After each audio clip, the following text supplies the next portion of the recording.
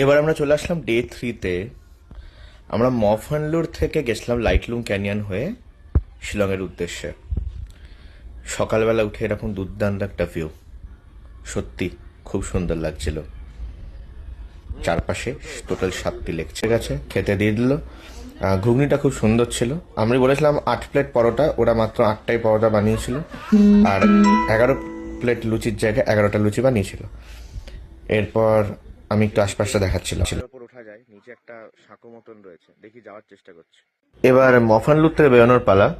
এই যে জায়গাটা দেখছেন, এটা প্রথম যে লেকটা, সেটা। এই রাস্তাটা খুবই সুন্দর, এখান দিয়ে আমরা হেঁটে হেঁটে এসেছিলাম গতকাল, আপনারা দেখেছিলেন। ওই দূরে কয়েকজন টুরিস্ট এসছে। এইখানেই গাড়ি পার্ক করার জায়গা, এখানটা রেস্টুরেন্টও আছে, যদিও সেই মুহূর্তে দূর থেকে কটেজটার ভিউ দেখিয়ে দিলাম।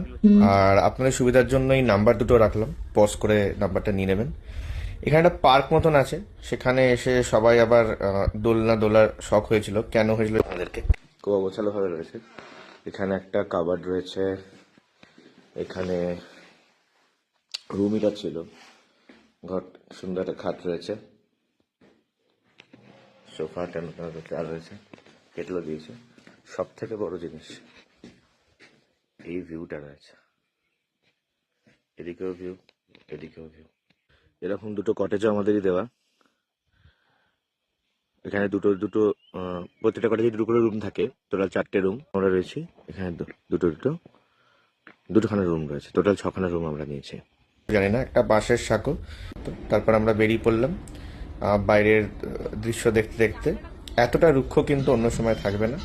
এখন আমার উদ্দেশ্য হলো মারখাম ভ্যালি। যারা নাগাল্যান্ডে যায় জোকু ভ্যালি দেখতে, তাদের অলমোস্ট সিমিলার ভিউ এখান থেকে পাওয়া যায়। অনেক শান্ত জায়গা, it's really calm and quite.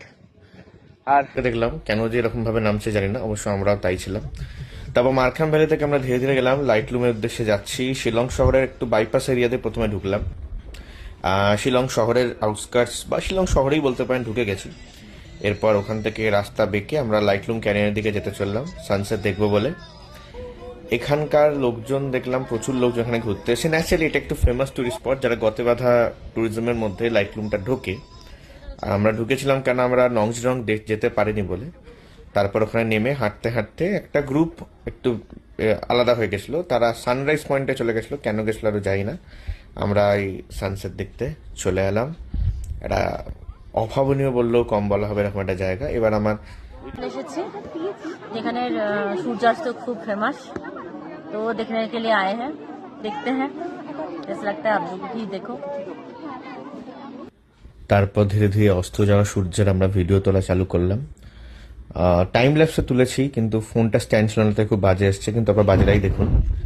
এরপর প্রচুর পয়সা দিয়ে একটা সাধারণ ম্যাগি খেয়ে আপনার একটা ছোট্ট ভিডিও। খুব ভালো খাবার ছিল, আলু ভাজা, ফুলকপির তরকারি, একটা 5 মিশালি তরকারি ছিল, চিকেন ছিল, ডাল ছিল, সবই খুব ভালো রান্না ছিল।